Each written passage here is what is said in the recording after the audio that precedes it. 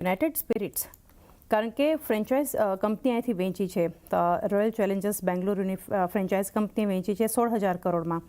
અને હવે નવા ઓનર જે છે આરસીબીના એ આદિત્ય બિરલા ગ્રુપના કન્સોર્શિયમ એ રહેશે. તો ઓવરઓલ કંપની માટે કઈ રીતે એક વ્યૂ રહેશે યુનાઇટેડ સ્પિરિટ્સ પર?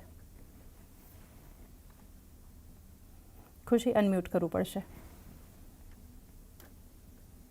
તો અગર આપણે યુનાઇટેડ સ્પિરિટ્સની વાત કરીશું તો કંપનીએ જે એમની જે સબસિડી જે બ્રાન્ડ કંપની હતી એમને આદિત્ય બિરલાને વેચવામાં આવી છે.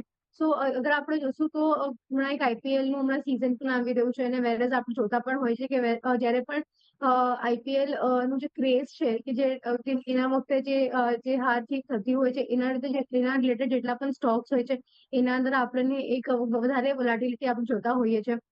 તો એના પર્સપેક્ટિવથી અગર આપણે જોઈએ તો આદિત્ય બિરલા માટે મે બી આજે એક સારો એક ફેવર કરીને આપણે ફેવરિઝમ કહી શકીએ છીએ એમના માટે મળી શકે છે. કારણ કે જે ટીમ આપવામાં આવી છે એ ઘણી ચર્ચામાં પણ રહી છે અને ઘણા બધા લોકો અને જે ફેન બેઝ અને ડિમાન્ડ આપણે જોતા હોય છે એ પણ એ ઘણા હાયર લેવલ પર છે.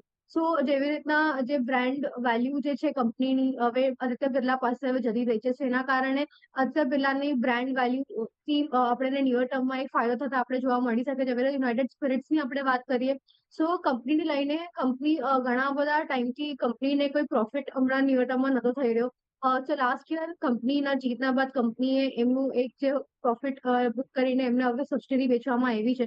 સો કંપનીની બેલેન્સ શીટ આ યર માટે આપણને એક સ્ટ્રોંગ થતી આપણે જોવા મળી શકે છે. બટ જેવી રીતના આપણે હમણાં જણાવ્યું કે બ્રાન્ડ ડીલની જે વેલ્યુ હોય છે એ પણ ઘણી ઇમ્પોર્ટન્ટ હોય છે અને વેરેઝ અહીંયાથી આપણે લોંગ ટર્મ માટે અહીંયાથી નહીં દેખાય. સો એ મે બી ઇમ્પેક્ટ કરી શકે છે યુનાઇટેડ સ્પિરિટ્સના બેલેન્સ શીટને અને આગળ જતા એમના પ્રોફિટેબિલિટીને. બટ સ્ટીલ અગર આપણે ઇન્ડિવિજ્યુઅલ બેસિસ પર અગર આપણે જોઈશું તો જેવી રીતે યુનાઇટેડ સ્પિરિટ્સ એમના જે પ્રોડક્ટ લોન્ચીસ છે કે એમના જે પાઇપલાઇન્સ છે જે બીજા જોગ્રાફિકલ પ્રેઝન્સ એમની વધારવાના જે પ્લાન્સ કંપનીએ કરીને રાખ્યા છે એ હજી પણ વેલ ઓનટુ છે અને આપણને એના પર આપણે બેટ કરી શકીએ છીએ કે આપણને લોંગ ટર્મમાં એમના જે પ્રોડક્ટ્સ છે કે એમના જે geographical presence expansion company plan કરી રહી છે એ સાઈડથી કંપનીને ઈ લોસ અહીંયાથી નલ ઓફ થઈ જશે.